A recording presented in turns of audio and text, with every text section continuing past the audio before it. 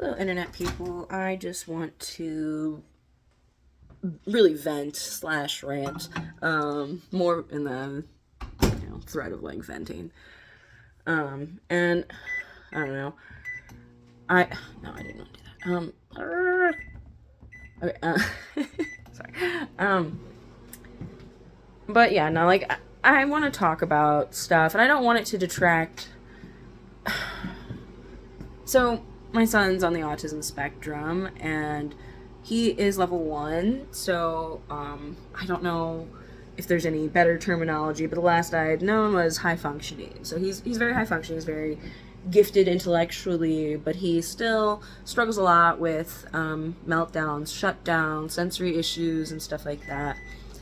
Um, and so I want to rant, but I don't want this to take away from the voices of parents of children who are perhaps level 2 or 3, who face a whole different set of struggles than parents of children at level 1. And I don't want this to come across as me saying anything wrong with autistic individuals or autism at all. Being on the autism spectrum is just part of who my child is, and I love him for it. And I wouldn't trade it or change it. But I will say that there's a lot of struggle that comes with raising someone who is level 1 on the autism spectrum that I feel like just isn't being talked about because or at least I haven't heard it. And I'm sure it's out there somewhere, and I maybe just don't know what spots to look, but like. So I just dropped my son off at a birthday party at a movie theater. He's never been to the movies. And he's 10. I know that's weird. But, I mean, honestly, the kid can't sit still like that. Like, even when he plays his video games, he's, like, moving around and, like, he doesn't sit still. So, I've explained to him, like, what a movie theater is. I've offered for us to go to the movies and stuff, and he hasn't been interested, and at least in the way I described it, which I feel like he wouldn't like it. So maybe it's the way I described it. I don't know. We'll see how it goes tonight.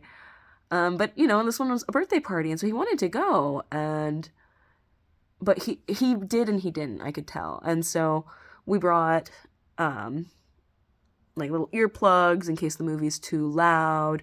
He has his phone on him in case he needs to call me to come pick him up early. Like, I don't know. I told him to double check what theater you come out of before you go to the bathroom so you know which one to go back into. I prepared him the best I know how because he wants to go have fun with his friends, and I'm sure they'll probably be rowdy too, much to the dismay of the other moviegoers, because it's like 10-year-old boys. So good luck everyone at the movie theaters right now. But it's hard for me because I feel like other people around him that they know him, but they don't know him the way I know him, and not necessarily even know that he has a diagnosis, is that he seems normal. And I really hate that word normal more and more every day. But to someone who knows my son from school, I mean, he's in the gifted program. He can generally put his thoughts into words pretty well. He's got a very extensive vocabulary, excellent reader. He doesn't seem disabled, right? But he is. And it's just hard because you want your child to have a sense of normalcy, and because there are so many negative stigmas attached to being on the autism spectrum, being disabled, you want your child to be able to pass as normal in a way. At least I do, and maybe that's wrong of me. Maybe it's me that is ableist and I don't really know it, but I just know what this world is like, and I know how this world can treat disabled people. So the less vulnerable you can seem to the world, the easier it is for you, because this is a world where vulnerable people are just targeted, especially in the United States. So I don't know, it's hard, and it breaks my heart a little bit. But I mean, at the same time too, I'm not just telling him to mask and ignoring his issues or anything like that. Obviously, you know, I gave him the earplugs. I had to think off the top of my head, like, what can we do to try and make sure and prevent like any kind of sensory overload or meltdown or shutdown. And shutdowns are especially hard. I can tell how frustrating it is for someone who's having so many simultaneous thoughts or something that they just are literally paralyzed vocally. And it's very frustrating and embarrassing for him, and it breaks my heart, really, like, in ways that, like, I really didn't realize my heart could break before I had a kid. And so, would you not leave that couch? But yeah, and I mean, I obviously, like, I don't want to either take away from the voices of parents with children who are even more severely, like, disabled. I'm sure that is a whole set of emotions, complexities, obstacles, struggles that I'm not even familiar with. But I think because, in contrast, level 1 children do seem so capable of caring for themselves in a way that level 3 children are not necessarily, that people just expect so much more from them, and it doesn't seem fair. You know, like going to the movies. Most 10-year-old boys have gone to lots of movies, right? My kid doesn't want to. I don't know how he's going to handle it. He doesn't even like watching without subtitles anyway. So we'll see how it goes. It's a Dog Man movie, so it should be fun. And really, he's mostly there for the friendship, and I get that. And they're going out for ice cream afterwards, so. But I just, I worry, and it just sucks feeling like almost like you shouldn't have to worry, because your child seems so capable, but also simultaneously knowing that, like, something could go wrong, something could go bad, and he may need me.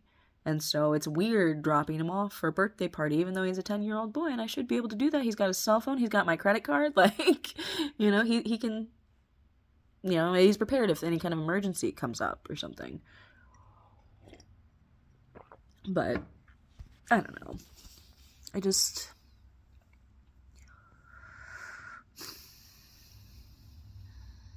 think it's hard finding that balance of what to expect from a child, because you want to help them there with what they're struggling with that most people don't, obviously, but you also too don't want to instill the idea that the world will cater to them, because it won't. And I think that regardless of disability status is a really difficult lesson to teach children while still providing them with everything they need. And you want to give them everything they want, but in reality you really can't give a child everything they want, or they turn into an absolutely horrible adult. I've met some. You really can't just give kids everything they want. You have to teach loss. You have to teach how to graciously be told no, how to accept a no, and it's just, parenting in general is rough. And no one's got the right answer, because there is no one right answer, because every single person's different, so we're all gonna need something different. How wonderful, how grand. But for real, I don't know, it's just, I just needed to get it out there and talk about it. It's rough raising a child that the world is gonna see only their good parts, and because of that they won't have as much patience for their weaknesses. And that's not fair to me, but I know life isn't fair. And it's just another level of accepting that my son isn't living in a world that isn't fair. Fuck. Certain sense of grief comes along with that. Grief for the idea that your child would have a perfectly happy life, because no one really has perfectly happy lives. Everyone has at least brushes with sadness and death and trauma and stuff like that. And some more than others, of course. But no one's happy and perfect all the time, and I think part of being a parent is learning to let go of that idea that everything will be perfect for your kid, and instead learning to embrace the concept that I can't make everything perfect, but I can be there to help when things go wrong. And so, you know, I think especially new moms, we want to live in this little like fantasy bubble. Not that I'm a new mom, but when I was a new mom, we want to live in this little fantasy bubble where like all the sadness and cruelty in the world doesn't exist. It's just me and my perfect little baby, and we're so happy, and everything's gonna be perfect for the rest of our lives. But then it doesn't turn out like that because it's life, you know?